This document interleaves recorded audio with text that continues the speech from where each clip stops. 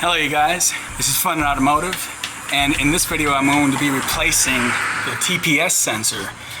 Now my TPS sensor I know is bad, and I was talking about this in just my last video just before, and I talk about how the sensor actually has not been changed. I didn't mention that, no, I said I replaced everything, but TPS sensor is what I forgot to mention.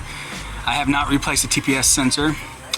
And I know that when the TPS sensor is bad, it will make your throttle want to accelerate on its own sometimes. So I went out and I bought the TPS sensor. This is Mopar. This is from the dealer. I actually ordered it on eBay. eBay is my spot. It's where I get all of my Mopar parts. Mopar, there's the number for you. And just got this sucker in today. Now what I'm going to do is I'm going to show you guys how to replace this part. If you're having any idle issues, this could be the sensor that's doing it, or it could be something else. You know, when it comes to idle, it could be several different things, but let's replace this part because I want to see how everything runs. I'm sure it'll probably take a little bit before I start noticing it having any changes and having any positive changes at least, because the car's got to run through it, I'm sure. So let's do this video and I'll show you guys the installation.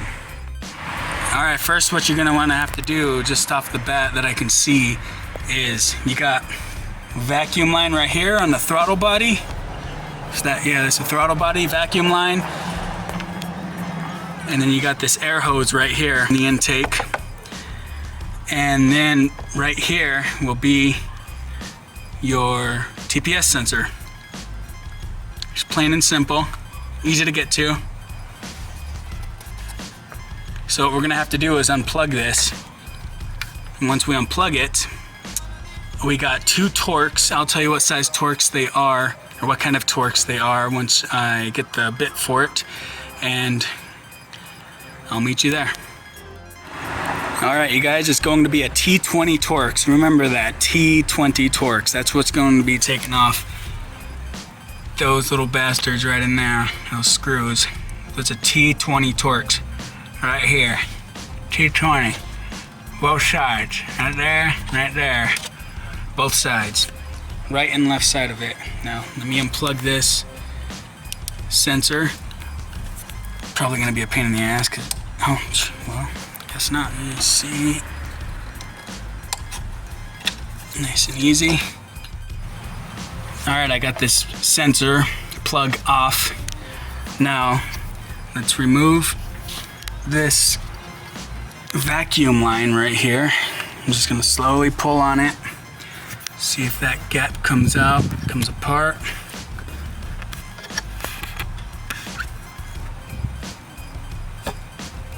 Just like that. Just like that.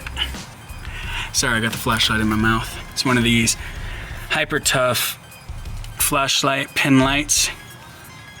It's got the rubber back here so you can bite on it. Rubber button. It's I think it's 100 lumens, maybe 50 lumens. It's good. It's bright. I like it. And it's metal too. Alright, enough on the flashlight. Let's get that intake out port. That intake out line, let's pull that apart as well. Alright, right off. Alright, I did replace this. Yeah, I was thinking I forgot to replace this one. I did replace this hose because it did have a big crack in it as it was going around that port. The mouthpiece. Alright, now, like I said before, this is a T20 Torx. Right there. Okay, you know I'm not lying now, even though that took forever to do. All right, now, all right, you guys, let's get started on this. Like I said, T20 Torx. Take these little screws out. Who knows when this thing was last changed? It is acting like a tight ass. Alright, there's one.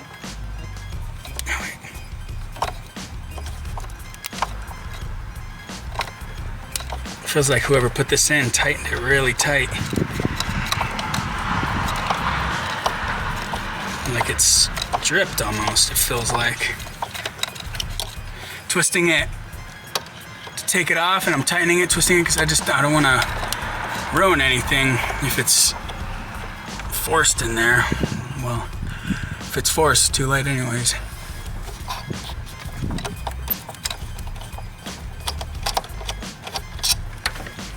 Ah, okay, it has Loctite on it, that's why. I don't know if you could see that.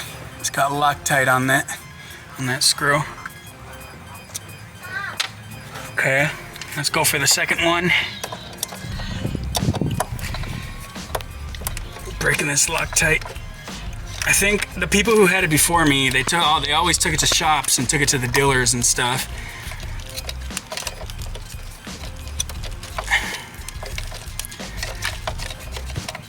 So this was probably shop work, dealer work, one or the other, or it's probably never been replaced. You never know. All right.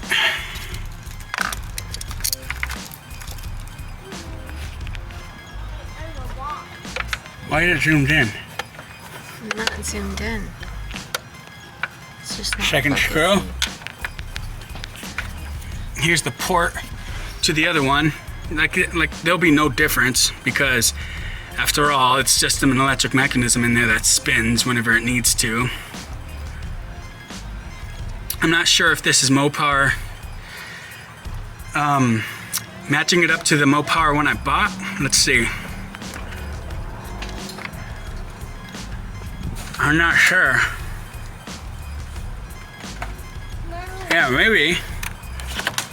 Maybe it's possible. Let's look inside of the port.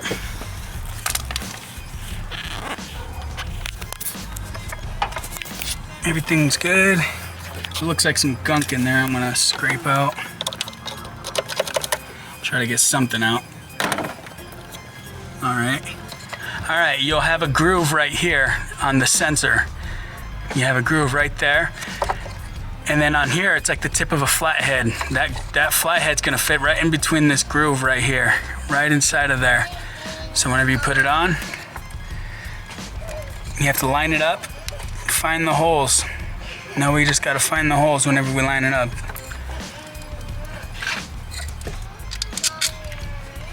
All right, here we go. All right, there's one screw in.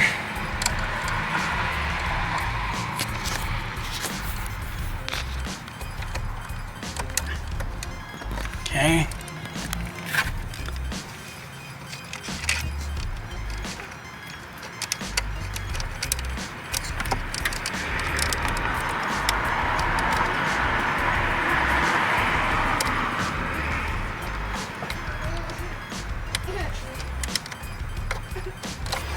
All right, there's the other screw in. All right, now the screws are all in, nice and tight. Now I'm going to reverse the process. All we got to do now